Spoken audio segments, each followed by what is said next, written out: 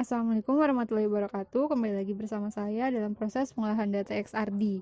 Untuk tahapan selanjutnya itu proses layouting. Proses layouting ini biasa digunakan untuk mengubah data agar layak tampil di jurnal-jurnal, sehingga dalam proses layouting ini kita dapat mengedit data atau menghasilkan difaktogram dari data XRD agar dapat ditampilkan di jurnal. Untuk tahapannya kita langsung saja buka software Origin, kemudian kita drag file yang berbentuk .dat yang sebelumnya telah dikonversi pada video tahap analisis data. Kemudian ini bisa di-X saja, lalu kita blok bagian A dan B-nya dan klik line atau garis yang ada di bawah, sehingga dihasilkan bentuk difaktogram seperti ini. Karena belum smooth, sehingga kita akan melakukan proses smoothing dengan mengaturnya seperti tahapan ini. Kita ubah ininya,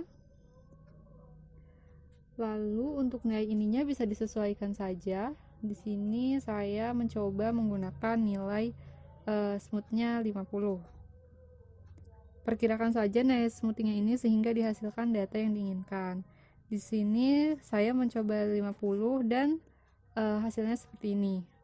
Untuk melihat perbandingan proses smooth dengan sebelumnya, klik garis di bawah saja sehingga terlihat perbandingan antara setelah dan sebelum proses smoothing.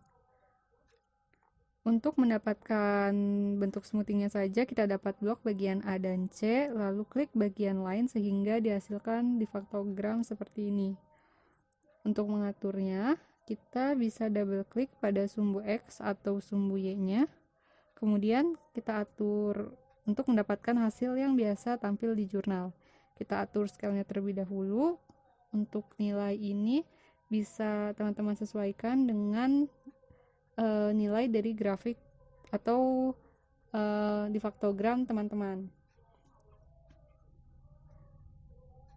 Untuk sumbu X dan Y kita sama-sama atur dengan double klik saja garisnya. Kemudian untuk bagian ini kita ubah semuanya menjadi non. Kita apply, baru kita ubah ke yang lainnya. Ini sudah non. Ini juga kita ubah. Proses layouting ini bergantung dari kita yang akan menampilkan data di faktogram pada jurnal-jurnal yang seperti ini. Biasanya itu ada yang menghilangkan angka pada sumbu Y-nya, ada juga yang tidak. Untuk bagian ini bisa kita ganti menjadi nama sampel yang sudah diketahui. Sumbu ini kita ganti menjadi intensity, dan yang bawah kita ganti menjadi 2 theta. Untuk memunculkan simbol kita bisa klik CTRL plus M, lalu kita ambil simbol theta.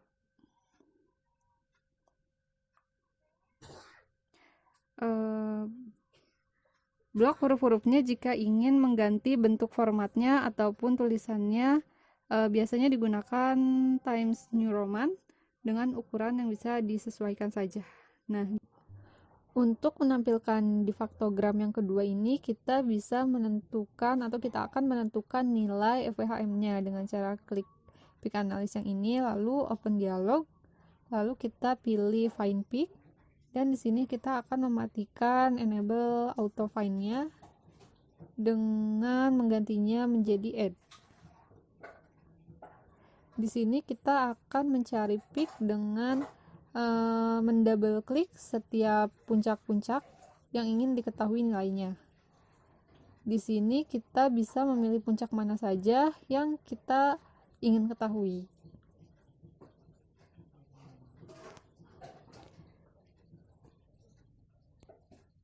Jika semua puncak yang kita ingin ketahui sudah kita double klik, kita klik down saja, lalu kita akan melihat datanya dengan mengklik Peak Info. Ini data yang diperoleh dari hasil tadi. Untuk melihat nilai FWHM-nya bisa klik finish saja dan akan dihasilkan data seperti ini.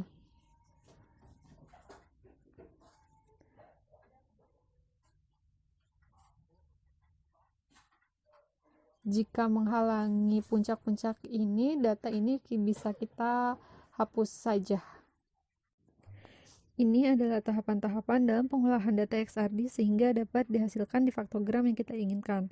Semoga video kali ini bermanfaat. Mohon maaf apabila ada kesalahan, dan untuk melihat tahapan selanjutnya kalian dapat melihat di video berikutnya. Terima kasih.